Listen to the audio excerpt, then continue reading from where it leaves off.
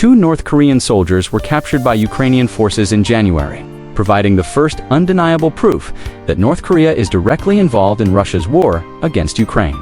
Intelligence reports had suggested that North Korean troops were fighting alongside Russian forces, but Moscow had never officially confirmed their presence.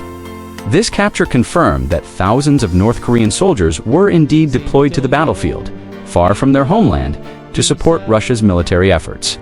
The captured soldiers were young, highly disciplined, and prepared to die, but they lacked real battlefield experience. Ukrainian forces had intelligence that 3 enemy soldiers were stranded in the gray zone, a treacherous area on the front lines controlled by neither side. Ukrainian special forces moved in to locate them, identifying them as North Koreans based on their location and movements. When the Ukrainian team closed in, 2 of the North Korean soldiers were killed in the ensuing firefight, while the third was left wounded with gunshot injuries to his legs. When the Ukrainian soldiers reached the wounded man, they found that his only remaining weapon was a single grenade. Their commander discreetly removed it before the team provided first aid, treating his injuries despite the ongoing danger. At first, the captive spoke in Russian, but upon hearing one of the Ukrainians muttering in English, he switched to his own broken English. During their brief conversation, the soldier revealed that he was 21 years old and had already served 4 years in the North Korean military. He explained that in North Korea, military conscription begins as early as 16 and lasts for 8 years.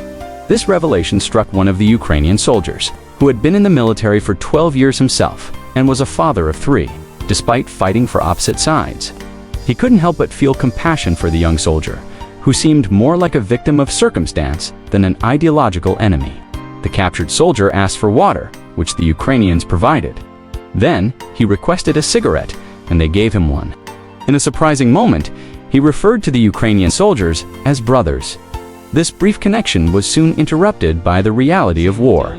As they attempted to carry him back to Ukrainian-controlled territory, a Russian reconnaissance drone detected them, and enemy forces opened fire.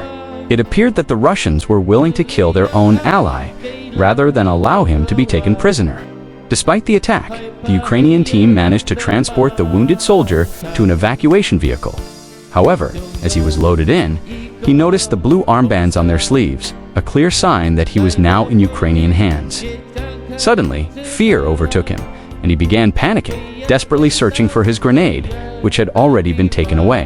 The Ukrainian soldier who had been caring for him tried to reassure him, telling him, "Everything will be fine, you will live." Reflecting on the experience, the Ukrainian soldier admitted feeling a mix of emotions.